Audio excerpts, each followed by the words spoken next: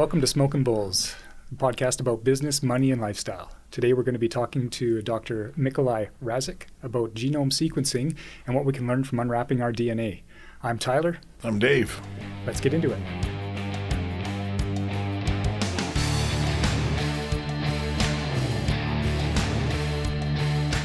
We're here today with Dr. Mikolaj Raszek. He has a genetics degree from the U of A, plus a doctorate degree in biochemistry, also from the University of Alberta. He's done postdoctorate studies in agricultural genomics prior to starting his own business and providing access to clinical DNA testing to clinics and patients alike. So we're going to talk today about unwinding the DNA strand and what we can learn from it. Thanks very much for being here, Dr. Raszek. We'll start with a couple of questions, I guess, before we dive deep into what your business is like. We always like to learn a little bit about the person that we're meeting with. And of course, we did some questions like this prior to the meeting, but one of the ones that stood out for me was you got to meet the king of pop, Michael Jackson, a couple of times back in the 1990s. I don't know how somebody in your line of business comes to be involved with MJ, but maybe share your story on that. Tell me it was his DNA. I would love to be able to sequence the genome of Michael Jackson. Yeah. But right now we would have to probably sequence some of the relatives. But that one always gets people going. And like, how do you meet Michael Jackson? And I met him multiple times. Actually, so before I became a scientist, I was an artist. So I'm very good at painting, like really good, and drawing. And when I went to high school, the goal was actually to start developing my artistic skills. I was really good since childhood. And but it was in high school that I decided, let's move into sciences. I'll never make any money as an artist. Kind of ironic. And that's how I met Michael Jackson. I painted giant banners and unfolded it in front of his hotel. And his staff came down. I was like, who does this belong to? I was like, me. And got to go up to his room, meet him, meet his kids, chat, collect signatures. Really nice person for fans.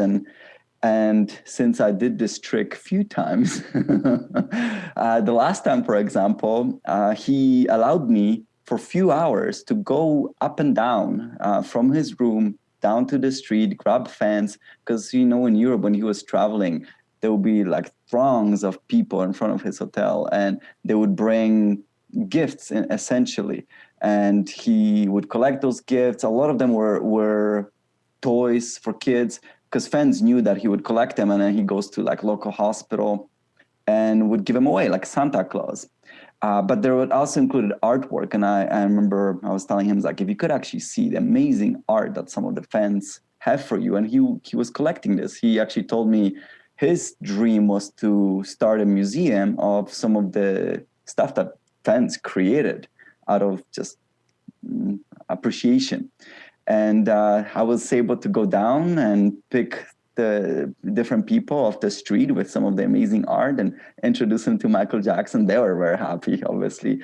And yeah, it was a lot of fun. It was very different. It's not many people get to say that they've met Michael Jackson and get to hang out with Michael Jackson and meet his kids too. And I remember when he came out, one time when he came out, he comes out of his room and he comes out with his kids, and his socks are like super long, like they're like 2 feet long or something. And before I can even say anything, I look at him, I look at his socks, and I look at him, and he's like, oh yeah, I was just playing. We were just goofing out with my kids, and they stretched my socks. Like weird little things like that. So yeah. Well, that's great. One of his new outfits, maybe. Yeah. Yeah. So good. That's it was comical, like here you are meeting your childhood idol, because obviously I was a huge fan of his music as a kid. Like who wasn't, I suppose, at that time in the 80s, right? And you see your idol, and he comes out, and his socks are like flop. Oh, that's great. Thanks for sharing with us. So we want to jump in, I guess, into our topic for the day, which is sequencing the DNA genome of individuals and the work that you do in the company that you have. So in your own words, tell us a little bit about what is clinical DNA testing all about? I mean, we see a lot of advertisements, some of the larger, more commercial type of DNA testing, the 23andMe comes to mind. But yours is much different. So maybe share with us a bit about what your company's like and what it's trying to accomplish. Excellent. I'm glad you brought up 23andMe as an example, because this is the type of test that most people are now familiar with. And there is a distinction between something like 23andMe, which is what is referred to as direct-to-consumer DNA test, does not require doctor intervention at all, versus the type of test that Genomics promotes, which are clinical DNA tests, meaning a doctor always has to be involved, including in the test order. So without a doctor, you cannot even get the service. And the reason why for this is because the purpose of the test is to help the doctor determine how you as a patient should be managed. So it's just another tool to be used in combination with all other tests that are already at the disposal for a doctor to determine how can we help you from a medical point of view. And that's basically in the essence. And in order for this test to be able to deliver this kind of report, it has to meet certain criteria, including how the mutations are analyzed and interpreted before they can be placed on that report that will be not given to you, but to your doctor. So with all the tests that Genomics promotes, with one exception, you as a consumer actually do not get the report. You have to get that from your doctor. And the reason why this hierarchy, if I can say it like that, exists is to protect you as a consumer from inadvertently misinterpreting the results and taking wrong action. So that's why the doctor gets it first. And even then, there should be yet another layer of protection, and that involves genetic counselor. So someone who can also ensure that the doctor interprets the information accurately and does not take any wrong action. So if you take the test and any pathogenic information is found, or pathogenic mutation related to your health, meaning there is a risk of you developing a disease because you have this mutation, that information has to be then first interpreted by a doctor, and ideally also genetic counselor. Always, that should be a standard. So who's a genetic counselor? Like who fills that role? Genetic counselor is someone who actually specializes in assessing genetic information and determining what is your potential risk of developing condition. And they are also trained specifically to be able to deliver that information without causing too much anxiety, if I can say it like that. So they're trained to some degree. They're not psychologists, but they're trained in being able to deliver this in delivering that information in an empathetic manner and ensuring that the end user understands what the outcome is. Okay. So when someone gets one of those tests completed, is this part of the process then? There's a genetic counselor involved somewhere in there? Yes, there always will be, but it is not necessarily automatically included in the test that Genomics offers. And the reason why is because if you take the test and pathogenic information is found as a result of the patient taking the test, well, you would be eligible to access genetic counselor through the public healthcare system because bona fide problem was discovered. Nevertheless, Genomics can also promote access to private genetic counselor if you want to speed up the process. So the reason why is because there is a limited number of genetic counselors available through the Alberta healthcare system, and it is not unlikely that you as a patient might have to wait several months just to be able to actually hear what the interpretation of that expert is. So you can alleviate that by going through a private route. So we're divorcing those two separate entities. So there's a test versus genetic counselor, and then it's up to you as a consumer as to which route you want to take, public or private. Okay, interesting. So who would be who's an ideal patient, or who's looking for this type of service? Like, what are your clients normally comprised of? So I divide them into 4 target groups. because the boring answer is everyone can potentially benefit from this. But let me tell you how I divide the target group. So the most obvious one, easiest one, is a presumed healthy individuals. So that in theory would be all of us on this call. We are all presumed healthy. If we don't have anything chronic condition, then we presume healthy. However, if you take this type of test, full genome, for example, you probably will have about 5% chance of discovering pathogenic mutation while you don't know anything, not suspecting anything, because no prior test might have revealed that. And the reason why is because you might not have any clinical symptoms yet. So that's one target group.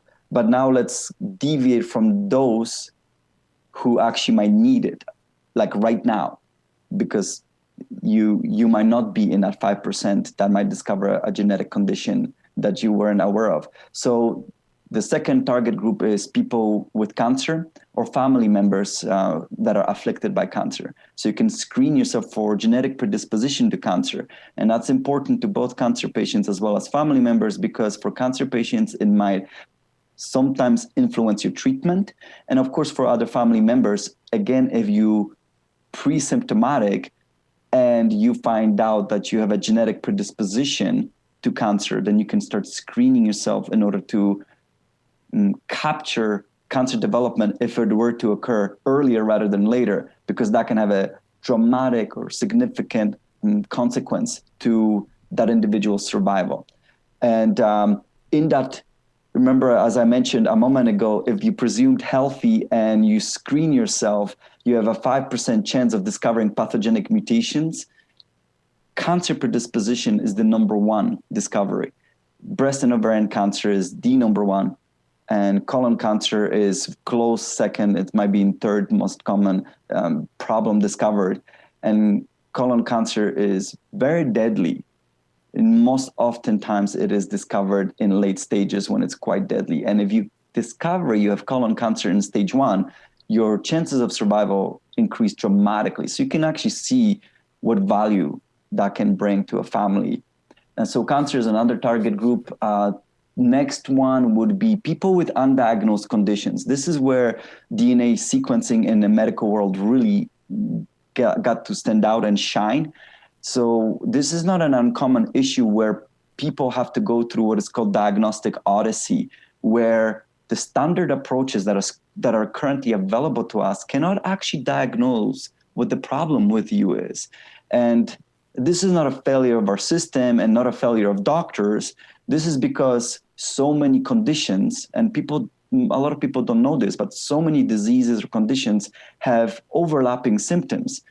And it might be very difficult to actually know what the issue is. And sometimes people have more than one genetic condition at the same time. So then imagine you have overlapping symptoms from more than one condition. So to be able to actually discover what is the issue might be at times exceedingly difficult. Luckily, this is not most commonly the outcome. Usually doctors can identify what the problem is, but there is a subset of people who cannot obtain a diagnosis. And if you employ genetic DNA sequencing, you have approximately, depending on the test, but let's go with full genome, meaning you decode all of your DNA that you're born with, you have approximately 50% chance that you will be provided a genetic diagnosis as to what the problem is. And if you go to very high quality companies that only specialize in that niche, that yield of discovery can be even higher. And actually, in fact, that's one of the companies we're working with. They have some of the best diagnostic yield in the world, but that's what they're specializing in.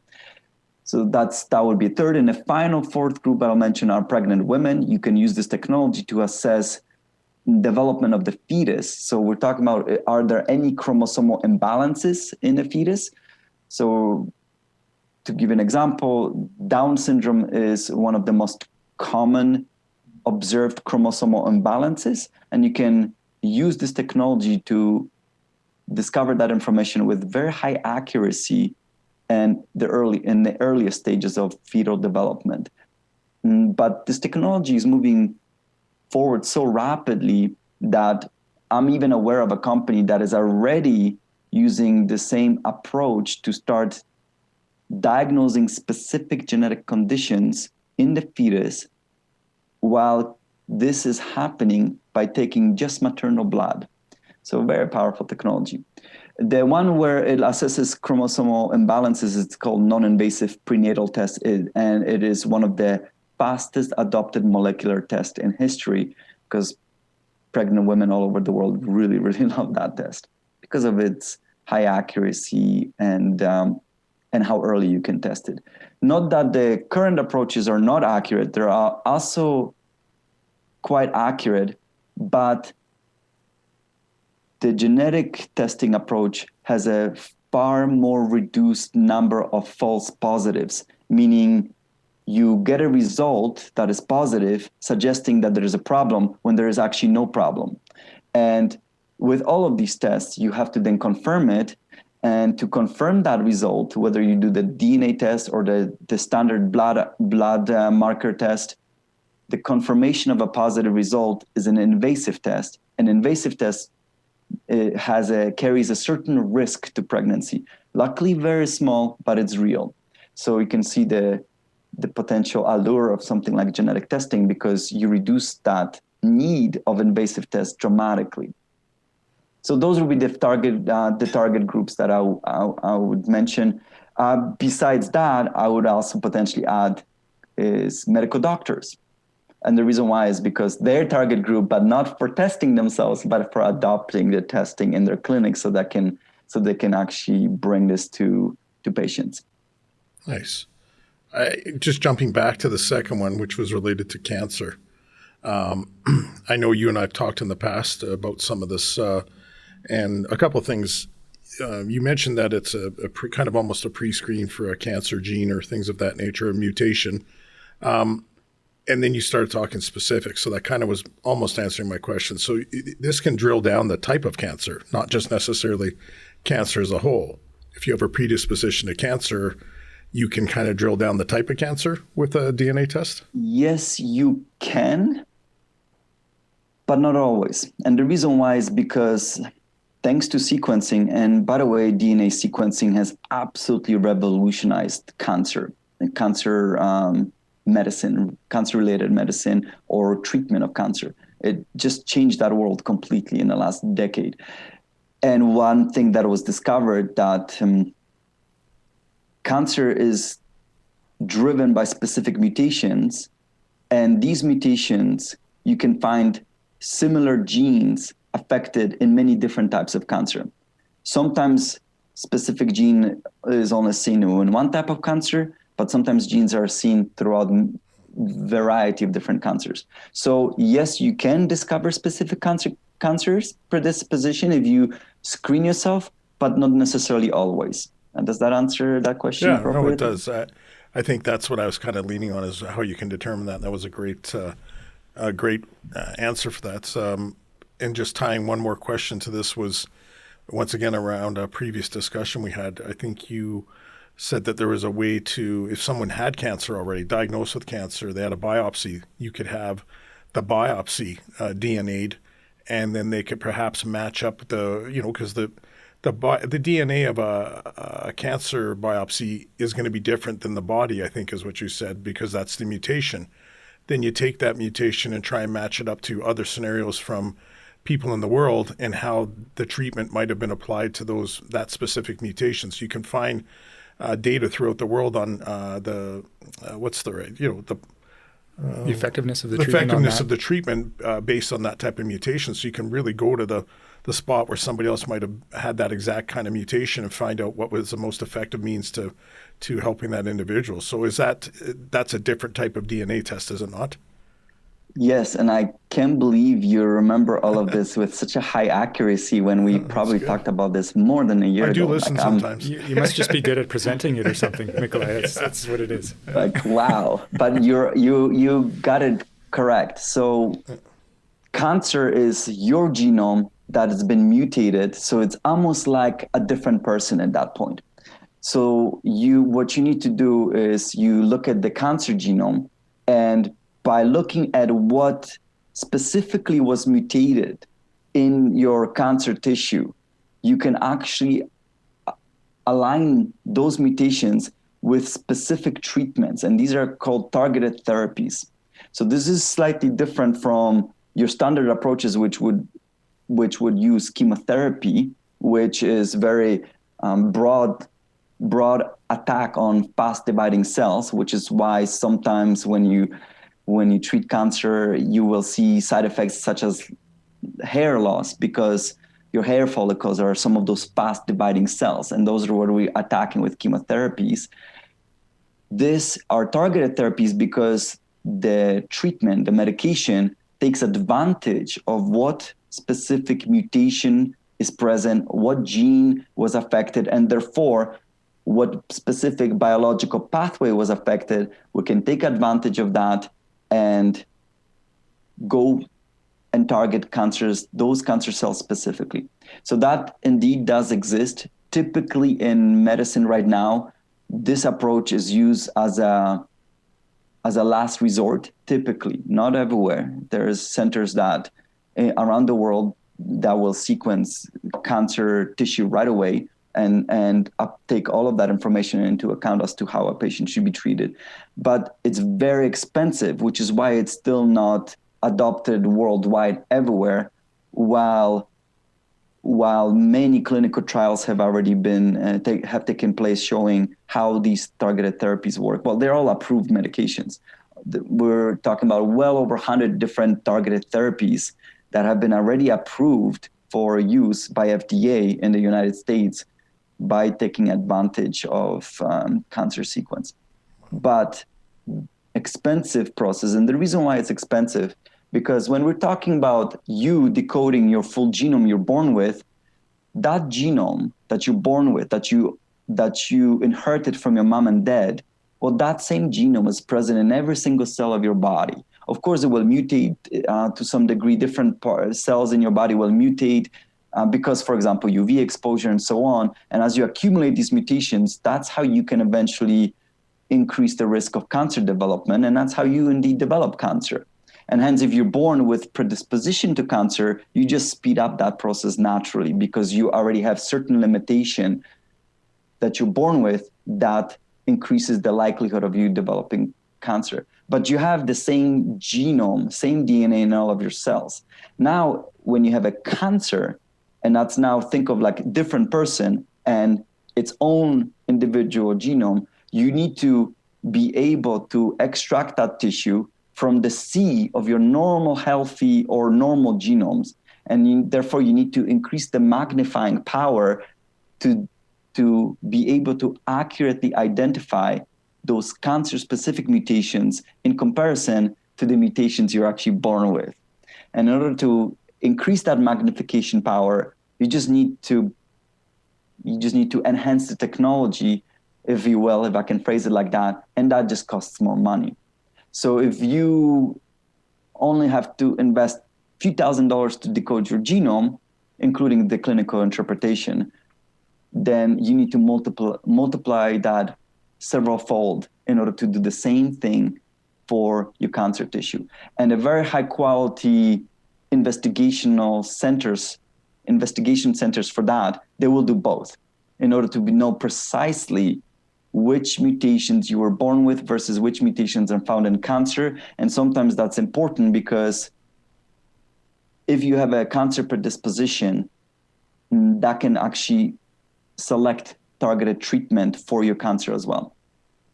So to give you an example, BRCA gene is a very famous gene. That's a driver of breast and ovarian cancer development. It's one of the most common mutations discovered, including in a presumed healthy people when we discover pathogenic mutations. Now, that's the same gene that Angelina Jolie discovered her predisposition to cancer and why she took the proactive measure of double mastectomy to protect herself from the future development of cancer. But if she did develop cancer, the fact that she had a mutation in that specific gene, that could have also been taken advantage of to select a specific treatment. Yeah. That's the kind of thing that most people really don't know about. Most doctors Correct.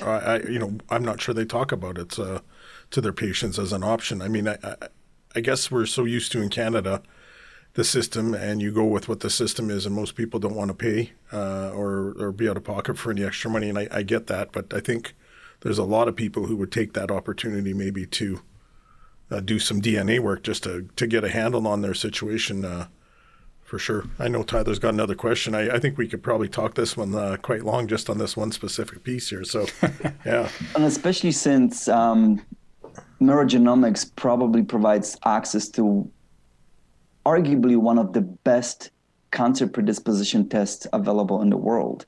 It's so advanced. And in fact, we're the only ones who offer a test that would actually assess you both from the DNA as well as RNA sequence to see how your predisposition to cancer might look like. No one else offers that test in Canada because no one else, this is a new test.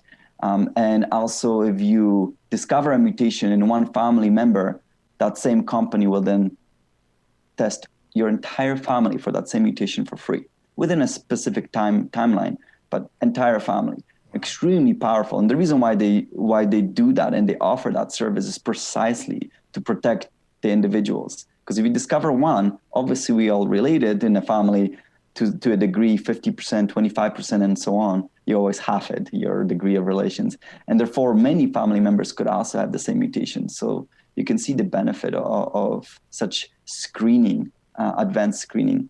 Very, very powerful technology. Very proud of actually being able to offer this test to Canadians.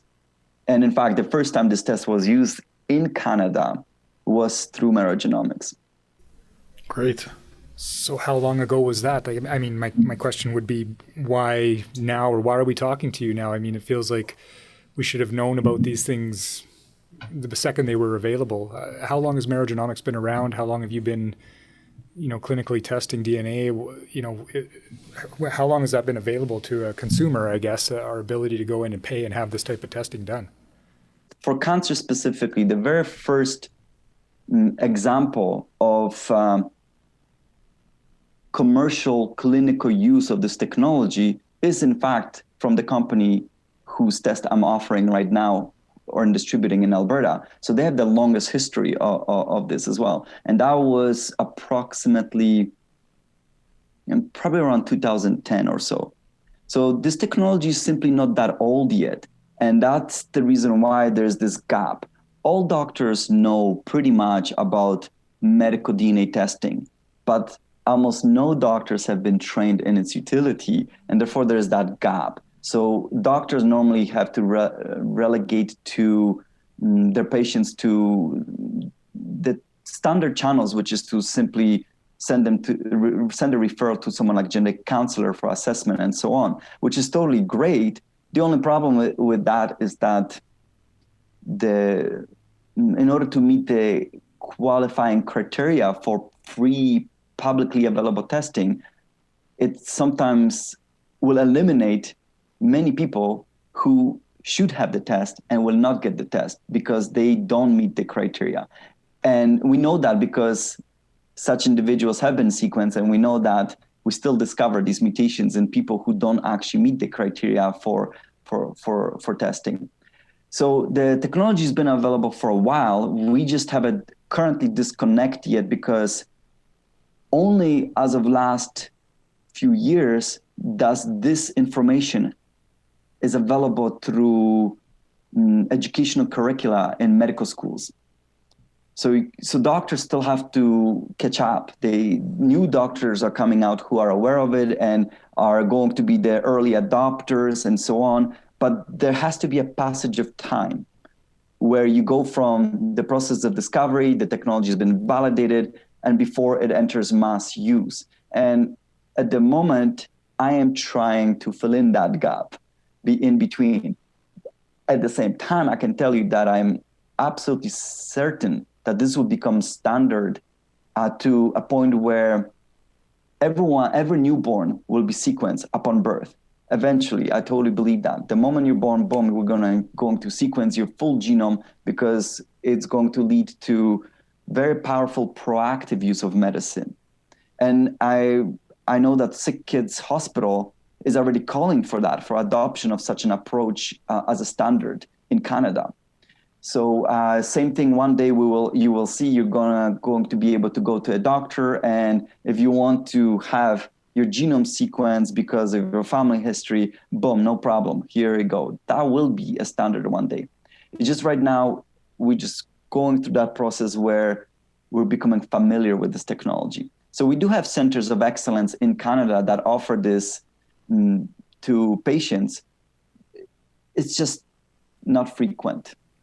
Well, it's exciting. I mean, it sounds like, in your belief that it should become like a standardized, like a blood test. It'd be something you just get. It's a way for a doctor to diagnose you and a way for them to determine treatment for you. So that's exciting. Can't wait to see that happen. I don't know if we'll see it in our lifetime or how quickly that sort of thing's coming down the line. Might be too late. Might be too late for us. No, I do believe if you have the privilege of living the average lifespan of a male Canadian, then I believe you will see it in your lifetime. Well, cool. Wasn't it the... I guess I'll have to get my DNA tested, see if I can live that lifespan. It might be shortened. Isn't it the Faroe Islands? Wasn't it something? Isn't there one of the places in the world that have DNA many of their citizens? For some reason, I was thinking the Faroe Islands. There are many places already doing that where you don't need to sequence everyone in order to have the sequence of everyone, because of how you can combine the sequence of relations. That's how these criminals get caught, through the publicly available DNA sequence. Because if you sequence yourself and you agree to have your sequence publicly available for anyone to look through in order to find relations, well, that's how police can link a criminal who's related to you and identify who that criminal is. And it's very, very powerful that way. So in the same way, now that sounds like a negative versus positive use of this technology, but in the same way, if we have 3 to 4 million people in Alberta, we only would need to sequence a fraction of those people in order to actually understand what the sequence of everyone is, if you had powerful enough programs that could analyze that information.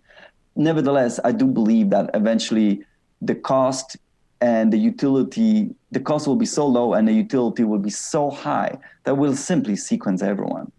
So that will take place, at least for newborns. You might not agree to be sequenced yourself, but it will be wherever newborn will be sequenced just in the same manner that we are already doing the blood test upon birth. And the reason why is because when you do the standard blood test upon birth, you screen the newborn for, say, a few dozen diseases, as opposed to with sequencing, you screen the newborn for several thousand diseases. Now, they're not interchangeable because not every single disease can you discover through DNA. Some of them you might only perhaps discover through metabolic outcomes. But nevertheless, you can see the difference. So, and I do believe that eventually we'll have that kind of database. And different areas of the world, they know this, and they've already have been applying this type of approach in order to learn how to best protect the health of their own population. It's interesting because it sounds like there's other, I'm not sure if you call them competitors in this field, but why would Meragenomics fly to the top of the heap? You mentioned that you maybe have access to unique testing capabilities, or why would somebody look to Meragenomics for this type of service? Why would doctors look to you? Why would patients look to you? It all comes down to marketing. In fact, in my opinion, everything in life comes down to marketing. But why would I stand out? Let's go with the clinical component or doctor. Why would a doctor or clinic be interested? And the reason why is because think of me like an insurance broker will have a plethora of insurance instruments available to a consumer. I have a catalog of services, of genetic testing services. So I don't represent a single company. I come to you as a doctor with entire catalog composed of multiple different companies where it fits every specific niche. So then I can satisfy your needs as a doctor depending on what type of test you want to focus on for your patient's needs. So I'm not interested in promoting one specific test, and I will not be telling you everything I could possibly think of just to persuade you to grab one specific test, because I'm not speaking on behalf of one company. I'm speaking on behalf of multiple companies, and therefore, let's find out what is your interest. Now, the reason why I feel very secure about which companies I promote is because that was my advantage, is that there's very few people who have the requisite background in this technology in order to be able to go and talk to these companies and ask them, hey, would I be able to represent you? And that's, to answer your also prior question, I've only started working with e-commerce site available only as of last year. And the reason why is because it took me so long to secure contracts with these companies without actually being able to sell anything, because in Canada, I cannot sell this test without doctors' involvement. So I can only sell these tests on behalf of participating clinics. So it was like a catch-22 situation. So I first had to secure contracts with companies, and I went after what I considered to be the best in the world. And it was through basically persistence that I was able to secure these contracts, because eventually it's not what I was able to showcase or what I can do. It was more my background knowledge that I was able to show to these companies that, well, at least this guy knows what he's talking about. Okay, let's see what he can do in Alberta. And all my contracts are for Alberta specifically. So, but as a company, I started several years earlier and I already had clients, but I wasn't making any money on those clients. Those clients I simply funneled directly to these companies to be able to prove to them that I can deliver the service, explain the service to the patient, and so on. So they made money, and eventually they agreed to give contracts. So that's the benefit to a clinic. A clinic immediately upon agreeing to work with me and signing contract with me, they will have access to entire catalog of services, and each of the service with specific company, that is an army of experts available to a doctor at that point, because each of these companies have their own clinicians, they have their own medical genetics experts as well, and doctor will have access to that information. On top of that, the way Merogenomics business was designed was based on proposed guidelines of how medical DNA testing should be delivered to patients. So the entire business model is around that. And as a consequence, the primary goal of Merogenomics is to fulfill to the best of ability of ensuring that the patient or the final end user, the consumer, understands the informed consent. And that's what normally is supposed to take place with every single time you go to a doctor and a doctor prescribes you anything, whether it's a drug or a test. Technically, an informed consent is supposed to take place, but it's not practical. It's just simply not practical to explain everything in detail and then for a patient to decide whether that is the best choice or not. So oftentimes we just simply relegate that decision to a doctor as the best decision to benefit us. So in my case, I ensure that the patient, before they end up purchasing the DNA test, they understand as best as possible what are the benefits and limitations of that test, what are the alternatives, and basically everything that informed consent is supposed to include when medical DNA testing is used. So that means doctor does not have to invest all of that time prior to a patient purchasing the test. Where the doctor comes in is literally after the results land on her or his desk and they start interacting with the patient. So am I correct in thinking or understanding that there's not one test for everybody that you would take? There's specific tests that you would recommend to individuals based on what they're looking to determine or to find? So it's not just like a one test covers it all, it's very specific? Correct. So if let's presume you're healthy and you want to screen yourself, your test would be different than if you were not healthy, you have a condition, you know what the symptoms are, but you don't know what that condition is. Then the approach would be different using the latter. So if you're screening yourself, we're just going to take your DNA, we're going to see your sequence, and we're going to see what your mutations are and how that applies with the database of information with currently known mutations and how those mutations can impact health outcomes. That's all we would do with you right now if you wanted to sequence your genome. But if you have a disease that you don't know what it is, we're not doing any of that. What we're then doing is we'll take your DNA, we'll decode the DNA, and then very powerful computer programs would start analyzing your DNA in relation to your medical history, in relation to the symptoms collected from your doctor, and how that might apply to all the genetics to see which gene, which mutation specifically is responsible for your condition. So very different approach. So if I'm, in your example, I'm a healthy individual and I want to get my genome sequenced, do I need a referral from my physician to get into your clinic or into a supporting clinic to get my genome sequenced then? Yes, because the reason why is because... Just for the clinical side of it being reported to my doctor. That's right. Because It's actual clinical or medical test, doctor would have to be involved. How do you bypass that then is you look at your family history.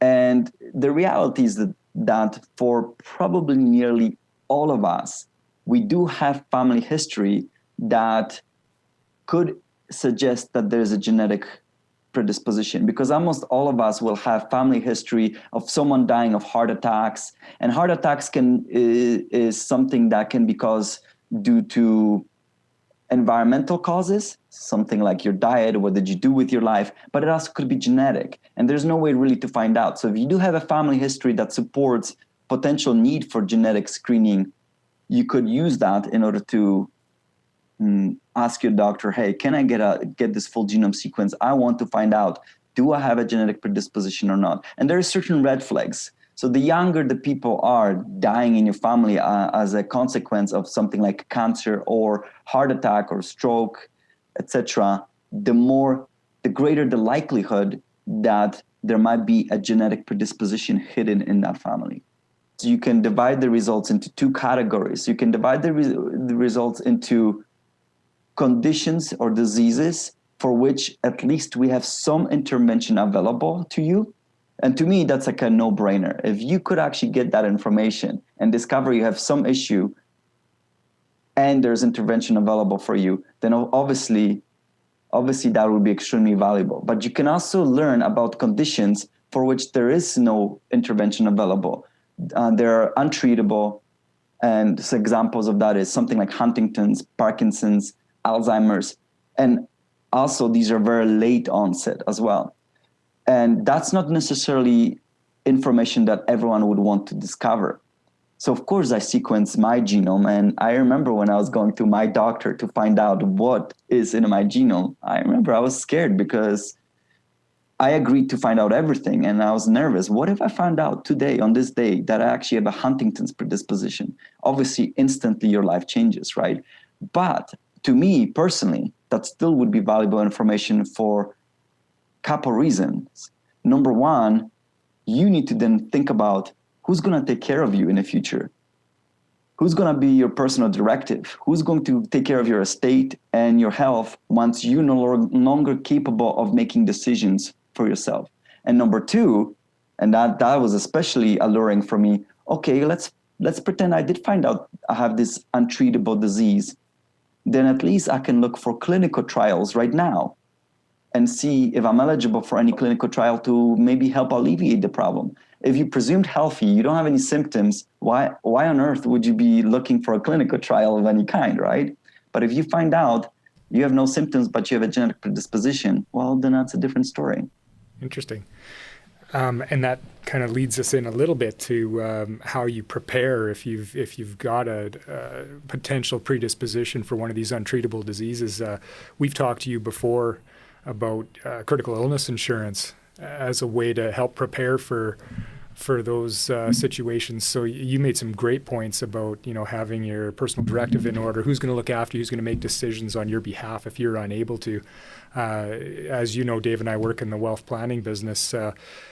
Is a test like this something that an insurance company can then use as part of their underwriting and say, hey, you're predisposed to all these conditions. This testing that you've done is now making you, you can't buy insurance, life insurance, critical illness, disability, perhaps. Maybe that's all stricken off the record for you because of the testing?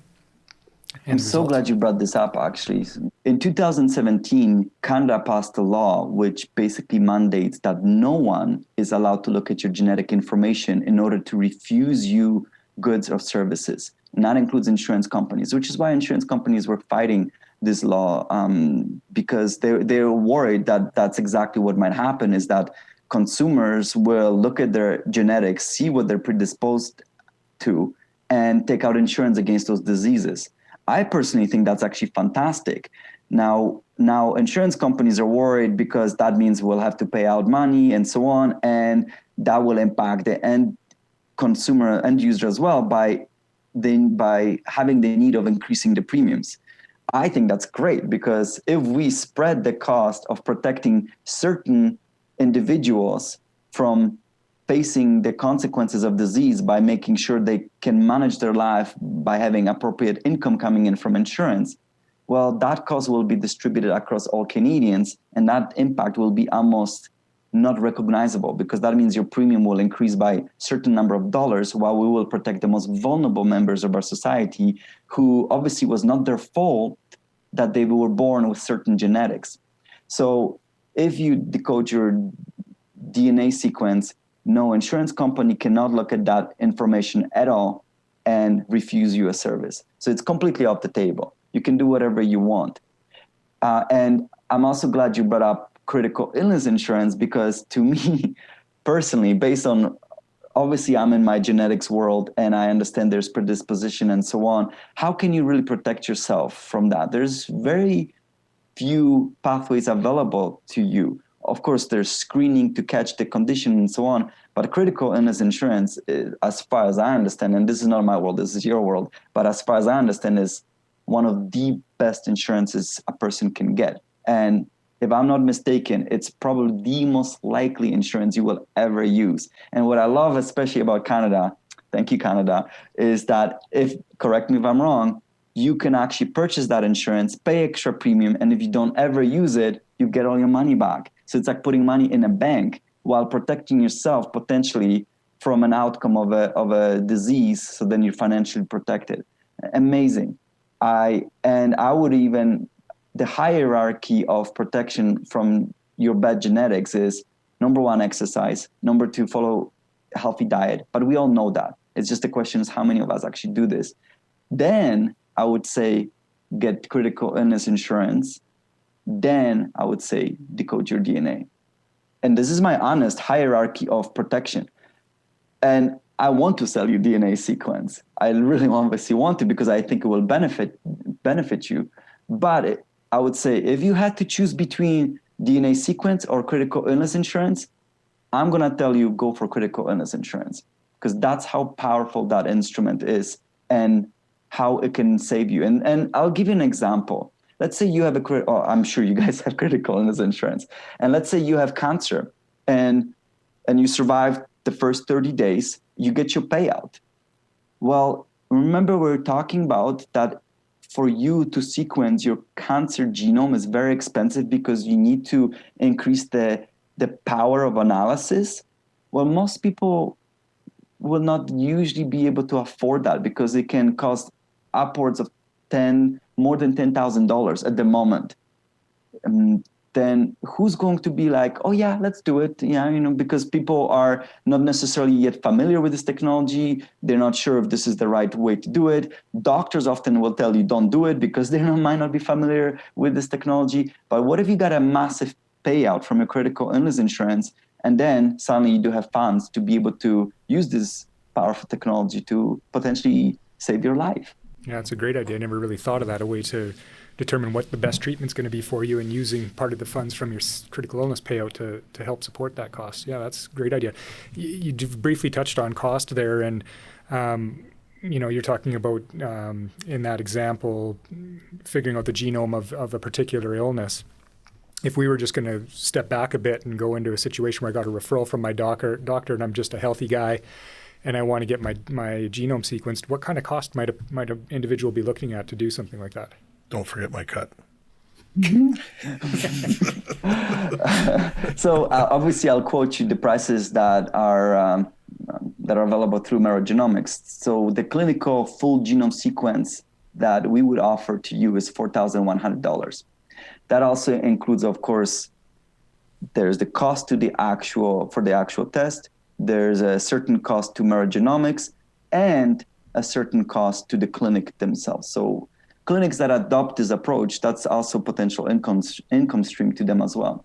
So overall, it's $4,100. And the point is that you can get it much, much cheaper. But the point is, will you get the clinical interpretation? And that's really what differentiates these tests, is the interpretation. Because to decode your DNA that's not a challenge with high accuracy. It's not a challenge anymore. This technology is so advanced that there is a myriad, and there's literally thousands of companies that could decode your DNA and give you highly accurate sequence. So that's not an issue. And that's not even very high cost anymore.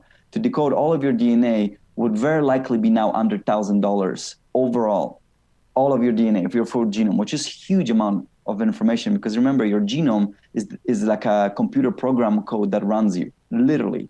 And it's how do you interpret that information with high level of accuracy afterwards that is really tricky. And it's tricky based on what kind of software you're using to interpret your information and what kind of databases you're using that actually collect medical information. And there's private databases, but there's public databases, private databases, and some companies have their own proprietary databases. And some of these private ones are not cheap at all, but they will have the most amount of information. So, and the company that I work with, they're also, as far as I know, the only one in the world that also have been certified for the interpretation of your genetic information. Normally, that certification is only for how you decode your DNA. They're the only first ones in the world to actually get that same level of certification for interpretation. Very unusual, very impressive too, because that's not to get these certifications from governing bodies. It's not easy. It's not easy. So that's really, what you're paying for is the interpretation of the test. It's not the test itself. Correct. However, the most valuable aspect of the entire process is not the actual, in my opinion, is not the actual report you're going to get through your doctor, which will basically give you the current interpretation of your sequence, which might, of course, influence what you're going to do for the rest of your life. The most valuable component is the sequence itself, because that sequence will be of value to you for the rest of your life, because you can then reanalyze that sequence multiple times throughout your lifetime as the medical knowledge progresses. But it will also be useful to your family well after you die for multiple generations. So, and that's such an unusual concept for us to even consider. So think of like your great grandkid having some sort of a condition appearing suddenly out of nowhere. And of course, by then, that child's sequence will definitely be decoded, but we will have your sequence to compare to. And therefore, how did information pass on through generations from you to that child?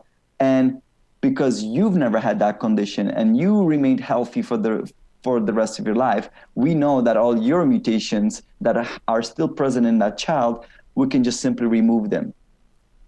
Or vice versa, something else. We can see your medical record and find out, hey, there is a link there. Well, that's it kind of brings up something else altogether in a way. From an estate planning point of view, we've had discussions with lawyers, and there's lots of information out there now about this, but things like your online data, your social media, if you don't list that type of information in your will, that's you would give your executor or executrix authority to get into those types of things. Facebook and the rest of them will deny your family access to all those photos, all of that information. So you now have to write your digital assets into your will to be passed on to your heirs. And I would assume potentially your DNA, you might also have to list into your will that you want your family to receive the DNA information from your previous tests. I think that's going to have to be put in there. It'll be interesting when we have a state lawyer on here to pose that question. I've written that one down for when we do that discussion with them. So quite interesting. It's amazing you're saying that. I'm just blown away that you think like that, because for the clients who have decoded their genome, I always tell them, get the data. Make sure you have it in your own hands. The company will hold it for you in perpetuity, which is nice and convenient. It's somewhere on cloud. It's very well protected because they work with hospitals and clinics, right? So the protection of the data is very, very important. But I always tell clients, still on top of that, make sure you have that same data in your hands. Stick that, put it on a encrypted little disk. Stick that disk in a deposit box. Put it in your will. Who is actually eligible to access your genetic information after you die?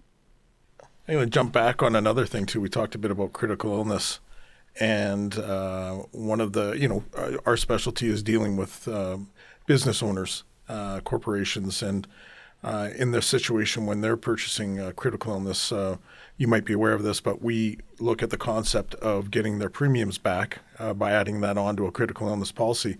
When structured right, you would have the corporation own a policy, and you would then make the purchase of the return of premium cost is a taxable benefit to the individual. So that way, when the return of premium comes, if they don't ever collect on their critical illness, it comes to them as the individual non-taxable versus being taxable on the corporation. So there's specific ways when you're dealing with business owners to set up a critical illness policy compared to someone who might not be an incorporated individual to purchase their critical illness. So it's something to be aware of if you weren't already aware of that. Not that component. You see, you're just, I'm just loving it more and more. But I was already a huge fan of critical illness insurance. I tell anyone who's willing to listen, get a critical illness. It's the best tool you'll ever invest in Canada. And we are honestly blessed with how well it's structured. Well, that's great. You've given us a great insight into your business, into sequencing a genome and the benefits that we can get from it. Something that Dave and I like to do on our podcast, Smokin Bulls, is we like to do what we call a smokin' topic. And really, that's just a topic of the day, what's hot in the news right now. And depending on when this is being viewed, right now it's April 2021, and we're in the middle of a global pandemic. Right now, there's been a number of vaccines that have been approved by countries around the world, Canada included, and they're starting to roll out in different fashions. And that's our smoking topic today. We wanted to get your input on the vaccines, Dr. Raszek, and hear what you think about the current climate around the vaccination programs and the vaccines themselves. So let me preface that as to why that is a good question for me. And the reason why is because I'm deeply interested in these new technology of mRNA vaccination. The reason why, and when we're talking about vaccines for COVID-19, there's a plethora of vaccines out there. My personal interest is the new ones, the first ones that came out in the Western world are the mRNA vaccines. Why am I so interested in that technology? Is because if it works well, and we prove it all works well, it introduces completely new medical advance for us to use, which is basically ability to manipulate how your genetics are used. So this is not manipulating your DNA, but the way you have to think of your DNA is that the DNA is a repository of information, like a filing cabinet, and then you go into that filing cabinet and you pull out a sheet. That's called RNA. And that RNA, that sheet is blueprint. So it's a little blue sheet that tells the body how to build a specific tiny little robot inside your cell. And that's RNA. And then from there, you go and you build the little robot, and then the little robot does certain function inside the cell in concert with thousands of other little robots. And together that behavior creates what ends up being a living cell. And then it's extended to your entire organism. So that's how it normally works inside the cell. And we hijacking that process with these mRNA vaccines, because what we're doing is we're packaging one of those blueprints, the little sheets of paper telling how to build a little robot. We're packaging that in like a little fat molecule in a little fat ball. It's inside there, and these little fat balls are absorbed by our cells, liver cells, and then these liver cells will use the RNA to create what I call a little robot. Now, in this case, that little robot will be foreign to us, and that's the spike protein that is normally present on the surface of the virus. So we're telling ourselves, build that same protein that is present on the surface of the virus. The cells will build that protein, and then they put it outwards on the surface of the cell, or they will excrete it.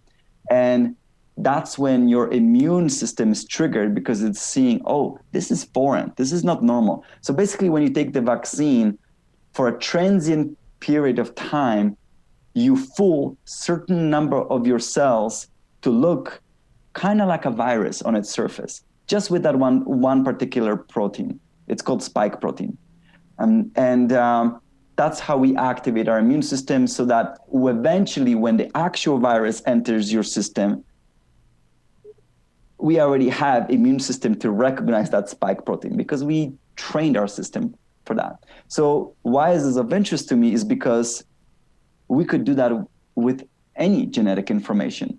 So once we have the complete grasp of how is genome utilized within different organs, within different cells, we will be able to modulate it at will.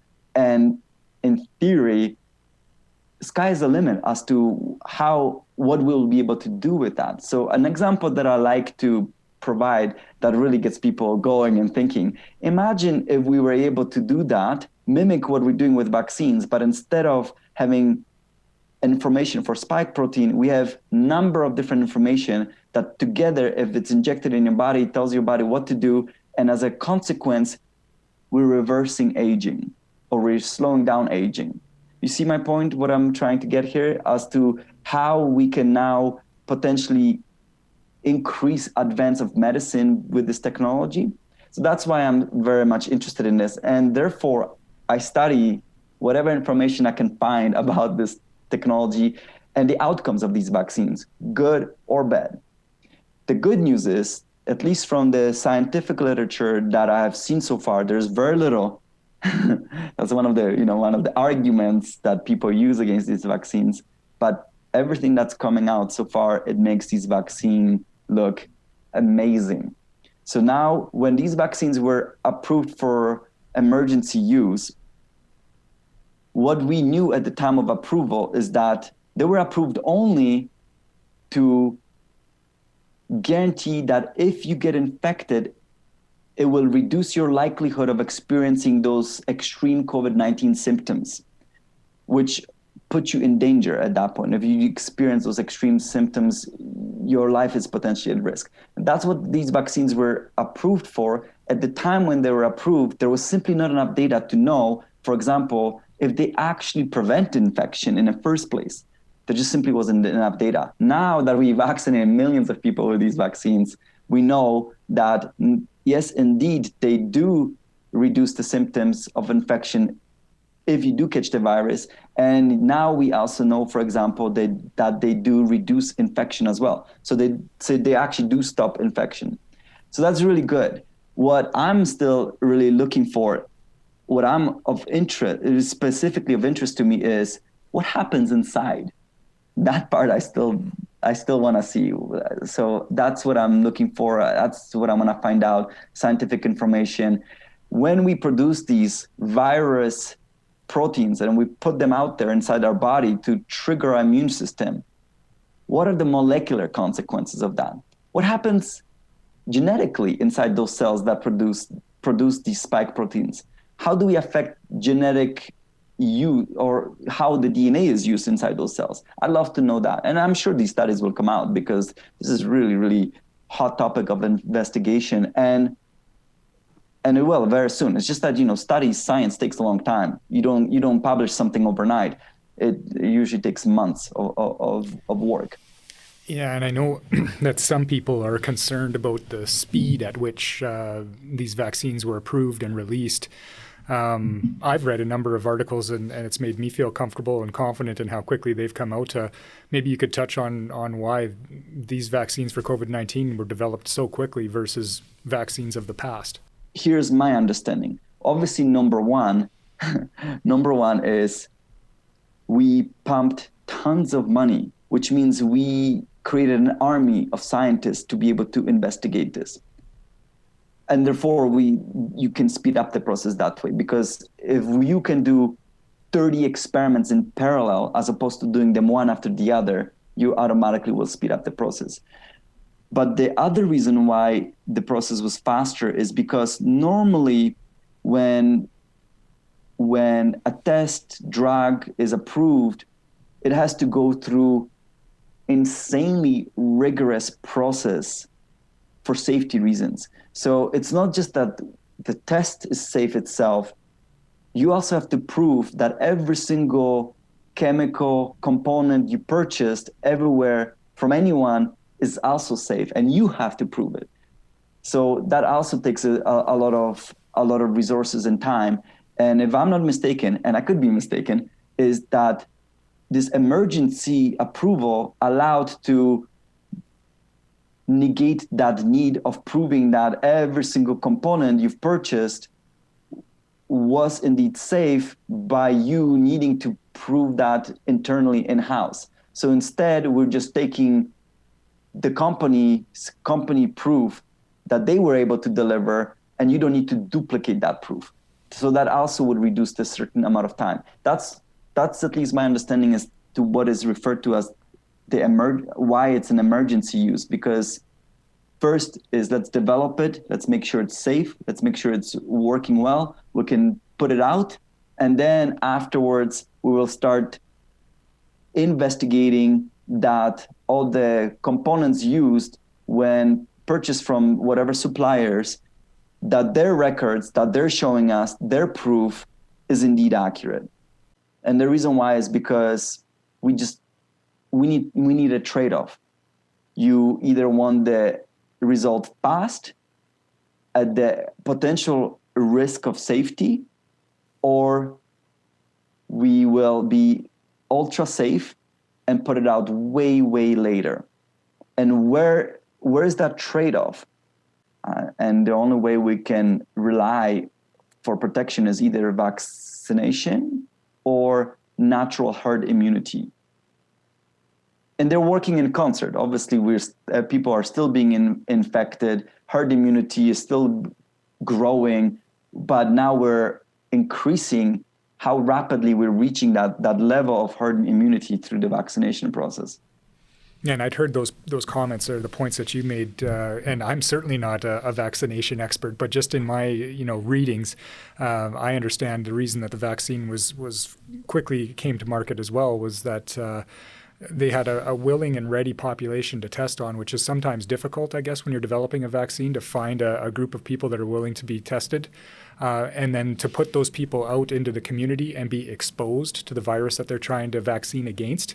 That was also not difficult for them because it's a global pandemic. It was easy for these people to be administered the test vaccine and to actually go out into the community and be exposed to the virus. So I'd read that those items as well allowed them to get feedback right away on their test subjects. So it wasn't a long process in trying to test people.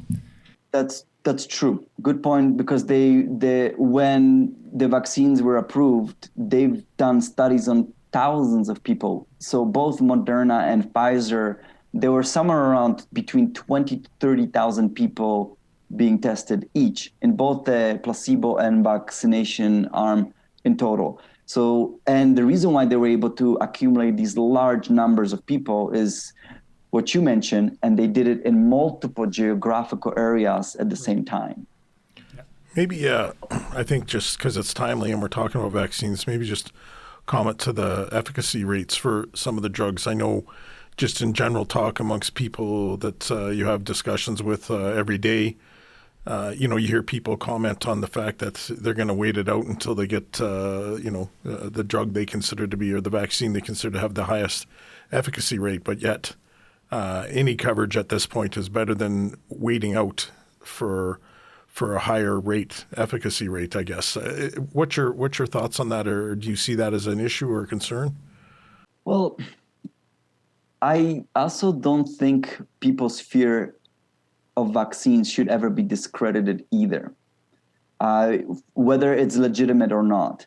So, because let's say it's illegitimate and we have scientific proof that it's all safe, which we don't necessarily. True, in theory, these are supposed to be very transient in existence and therefore potentially remove long-term effects, side effects. But nevertheless, let's pretend we already know this. That means we're not educating people properly. So for me, if people are feeling unsafe, that's legitimate, and that means we need to take a different approach. So weeding out, I think it depends on a target group. Obviously, I don't mind waiting myself. I haven't taken the vaccine. I don't mind waiting because I'm not at the highest risk. But I was sure glad my parents took the vaccine because my parents are aging. They're in that very old bracket that is at the highest risk of dying if they get infected. So now let's pretend there could be some long-term negative effects from vaccination. Let's just pretend that. Then my parents, they will not necessarily have to deal with that because they are entering end-of-life stage versus me, not necessarily. So I could still wait and find out based on see what scientific information is coming out. And there's a lot of unknowns here. So one of the things you mentioned is that we are vaccinating at the same time while people have the possibility of still going out and being infected. That's my understanding is that's not how normally we're supposed to be using vaccines. So normally vaccines are not used during pandemic.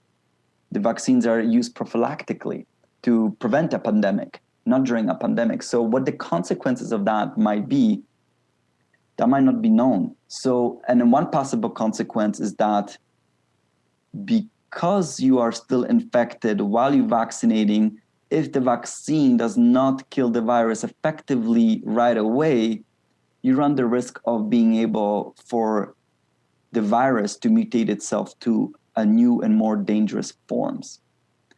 Indeed, we're suddenly seeing massive number of these new variants that are more dangerous, they're more infectious, they're more deadly, while in the process we're vaccinating. So could that be the consequence? Could they be tied one to the other? I don't know. I just don't know enough from scientific literature whether whether to discredit that hypothesis or not. I'm searching for more information. I am very happy to see how effective they do appear right now. And there's data been published from Israel, UK, and now just about a week ago or so, maybe 2 weeks ago, from CDC, US CDC, and it just looks phenomenal. These vaccines are very effective. That's great. Good news.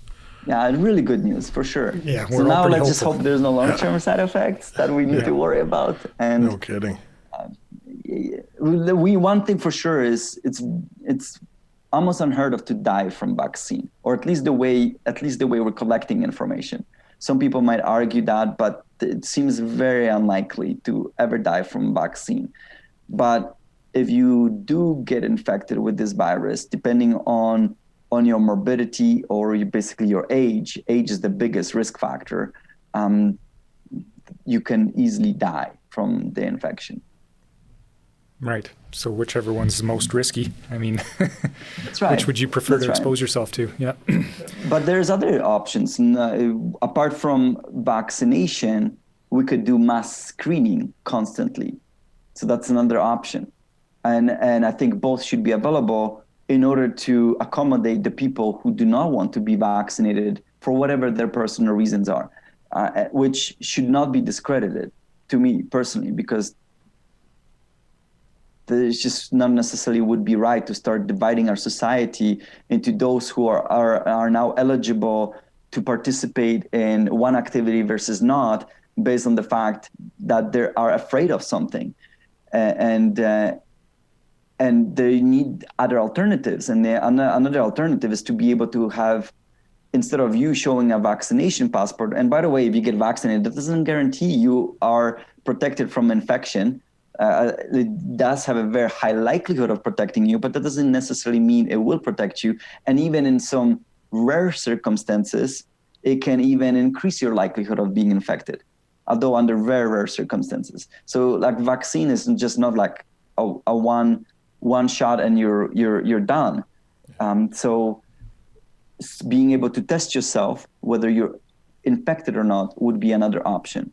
And that's exactly what I'm also working on with another startup company, a very ultra rapid screening test. So hence my background I have a fairly good background in the virus. I read a lot of science on this because of my scientific involvement in a startup company.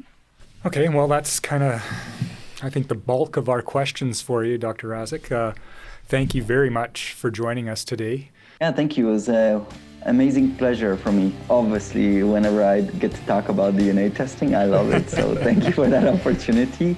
Well, there's lots more questions. We might have to get you back sometime. Yeah. In that case, till next time. Thanks for tuning in to us at Smokin Bulls, the podcast about business, money, and lifestyle. We had a great conversation with Dr. Mikolaj Raszek today. You can find out more information about us at smokingbulls.com or follow us on our social media.